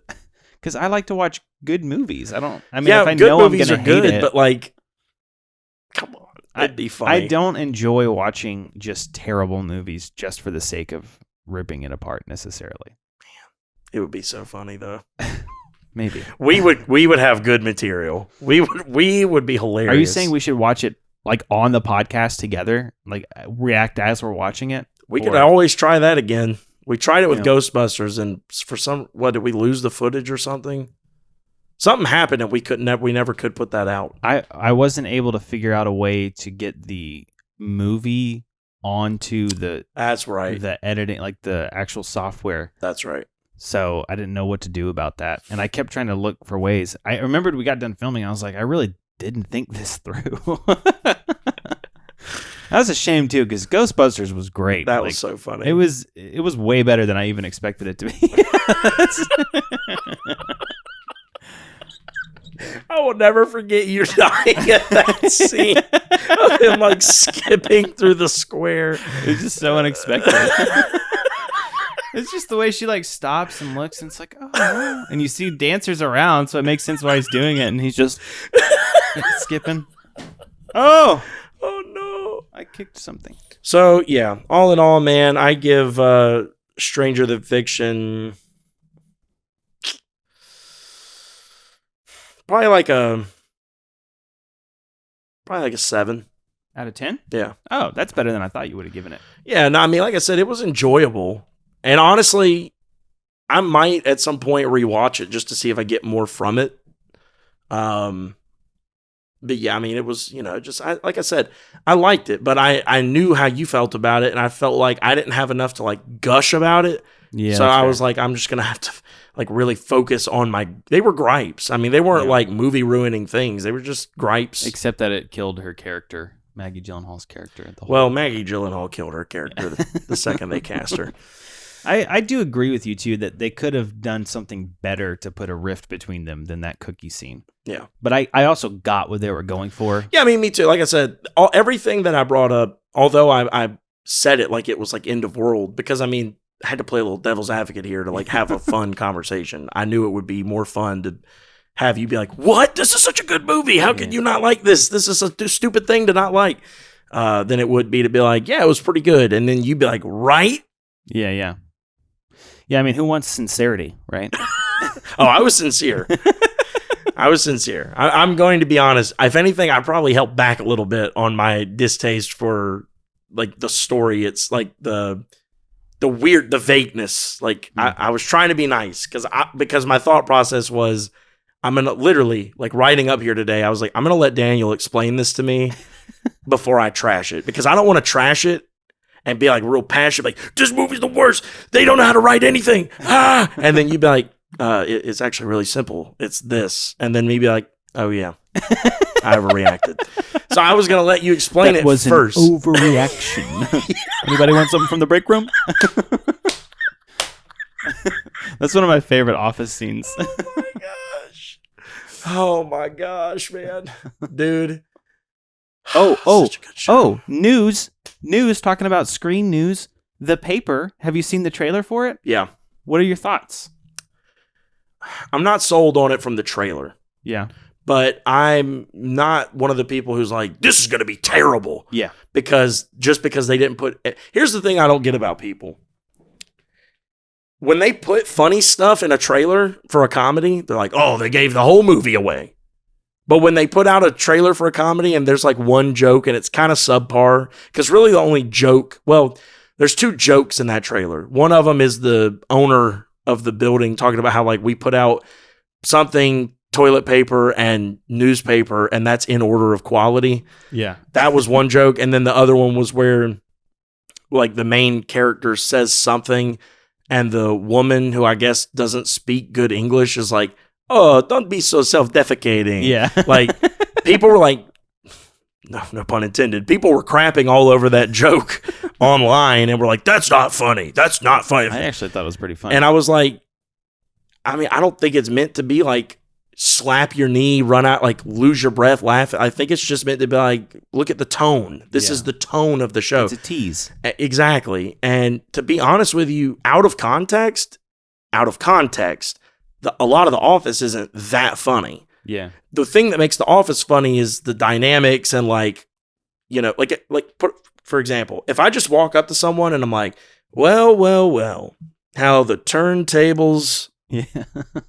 they're not going to get, it's not that funny unless you understand that it's Michael Scott saying it. It's kind of a triumphant moment. He ruins it because he butchers a phrase that he does that all the time with other words and phrases. Like it's funnier in context. Mm-hmm. And that there's a ton of jokes. There's probably even better examples that just, they're not that funny out of context.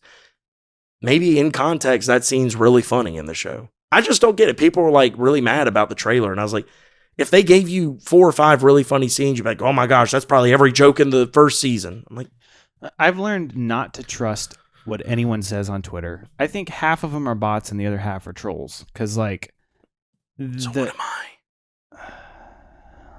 Well, that's the funny thing is I don't even know what your Twitter is. I don't follow you on Twitter. Oh yeah. You're the only real person I know of who actually has a Twitter, and I don't even see you on Twitter.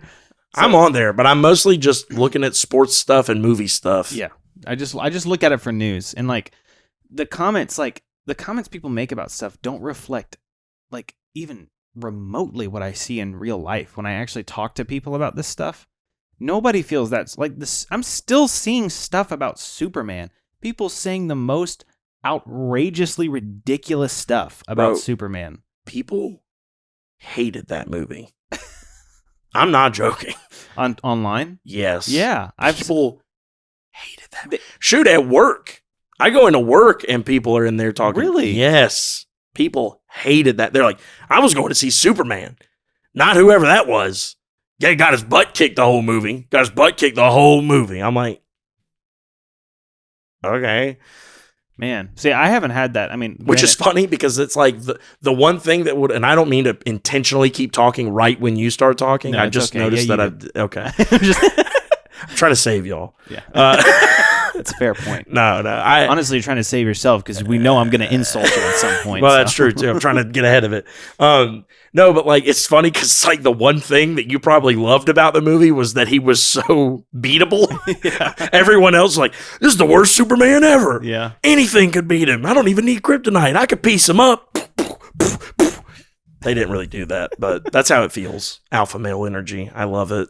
Well, I mean, I will say that I did think that was one like piece about it that I didn't like as much as they didn't really show how powerful he could be. We talked about that. Yeah. But at the same time, they gave us context at the beginning of the movie. For 3 years, he's been kicking serious butt, and he lost his first battle. That was the context of this movie, is he's now really facing threats that he can't deal with. Literally, the movie opens with him falling from the sky from his first butt kicking. Yeah. Like, that kind of sets the tone for what to expect. I don't think it's going to look the same in the next movie. Yeah. I think he's going to have grown from this. Yeah. I mean, personally. But and he did. I mean, I know this was a small gripe too, but when it did come down to him facing his usual type threats, he did own, like, that time where he was like, yeah, good luck with that. And he like just laid waste. That scene should have been a little bit longer. That's That's all my the only raptors. gripe. Yeah. Yeah. He just destroyed them. That was a hint to what he's been doing this whole time until Luther finally found a way to basically just beat him with himself. Yeah. Because it was just a clone. It was just That's another good point. Is the only way Luther was able to do that is to clone him. Yeah. It shows you how powerful he is. By the way, real news. Oh boy. We got the first official poster for Wake Up Dead Man.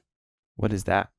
That is the newest Rian Johnson Knives Out mystery movie. Oh.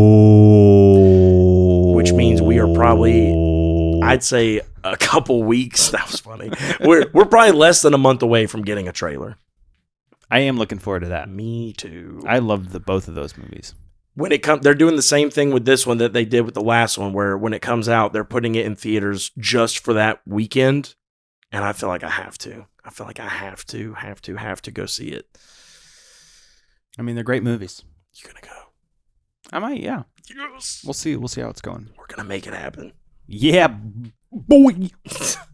I'm really excited, dude. I love a good mystery, and he is good at the way he writes them. Like, I love the comedy elements. I love that. Did you notice, by the way? He did a great job with Star Wars, too. That's all we have for you guys today. Yeah. Did you notice in the first movie, the guy who plays the, like, other deputy, not like the main cop that was, what's his name? Lakeith something? I don't remember his name.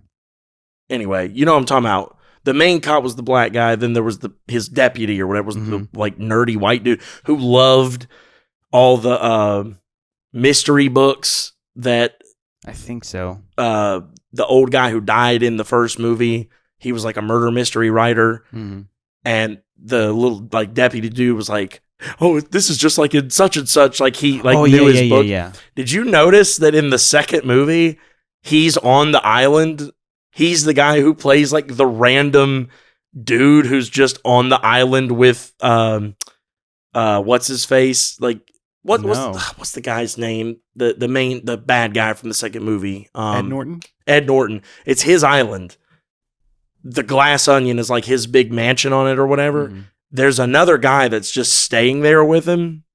We never get any explanation as to who he is or why he's there. He just occasionally pops up in scenes and then goes away. Maybe says a word here or there. It's the same actor. I never caught that, no. Yeah, it's the same guy. That's funny. I only saw Glass Onion once, and it was like 4 years ago. I'm expecting him to be in the third one. Yeah. And I really hope that he is just another random... no explanation, just sometimes walks in the background character. Yeah. Like that is hilarious to me. But yeah, I'm really looking forward to it, dude. It's gonna be good. We had more news than we thought. Yeah, a little bit. I kind of glanced. I'm looking forward to the paper. Like it's a hit or miss for me. Yeah, it will go be one for way, me too. But I am excited to see because I actually think this is.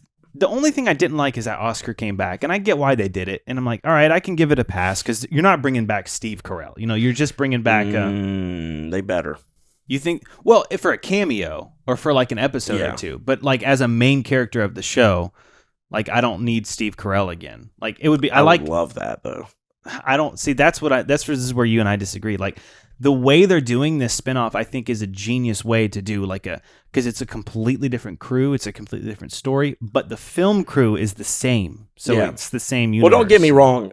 I'm not saying I would want Steve Carell to be a main character in this show. That's what I was getting at. What I'm saying is I would just want The Office back. Oh, I see what you're saying. Like it wouldn't work, dude. You know how I know? I need it to. I understand that. But I know this because they tried to do a Seinfeld reboot episode. It was just a reunion episode. I think it was a part of Larry David's Curb Your Enthusiasm thing. And they did like this Inception thing where it was an episode about writing another Seinfeld episode. And then they showed the Seinfeld episode. But it did not work. The characters were older. They didn't click the same way. It just like you could tell. The guy who played Kramer is a psycho. Yeah, well, that's true, dude. But it just, and I think it would be the same with The Office. I don't think they could pull it off the same way. I don't know, man. I don't know.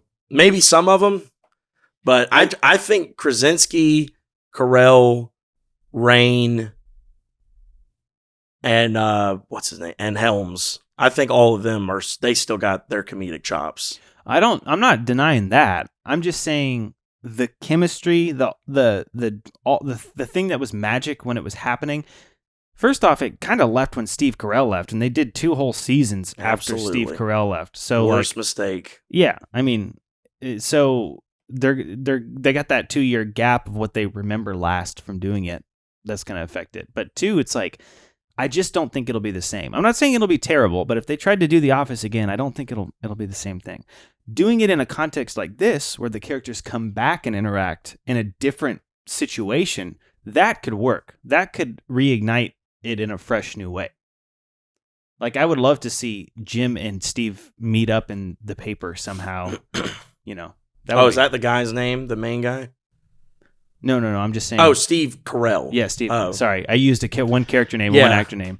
Jim and Michael Scott. You know, like they clash at a paper. Like maybe the paper team goes to a conference and Steve. You know, I don't know. It would be funny if that paper like had to hire a bunch of people to do like segment specific articles. Because, you know, like in The Office, Jim went on to do like sports writing. Like he could be the sports writer. Like Kevin could be like the food, like the food of the week. You know, Steve Carell, dude, he would be a great like current events, like just out on the street beat reporter. He would have the most wild, like that'd be really funny. Yeah, it would be funny. Pam could just, you know, Dunder Mifflin, this is Pam. Pam, Pam, Pam. Yeah. Is that all you got? Yeah. All right. We'll see you next time. I mean, I don't have anything else. Yeah, I don't either, honestly. I was trying to make sure because I just remembered the Wake Up Dead Man thing there at the end. But I'll have to watch a movie you want me to watch. Because you've watched a lot of movies I want you to watch, and I've only watched one that you wanted me to watch. The main one that I want you to watch, you don't want to watch. Law Abiding Citizen? Yeah. I did watch Nobody and Ghostbusters, to be fair. But the main one that I want you to watch. Well, it's because I already tried to watch it. Yeah, I know. It's not like I haven't seen it at all, but what if we just skip the beginning? You don't got to rewatch the beginning. You know what happens. I mean, maybe. I'll think about it. And? I'm still thinking. Oh, okay. How long is this going to take? Long enough for us to have to end the podcast. Oh, okay. Thank you all for tuning in. You have anything else to say? What a cliffhanger. I know. Will he? Won't he? Tune in next time on Daniel and Chris, the edge of... All right, I'm turning it off.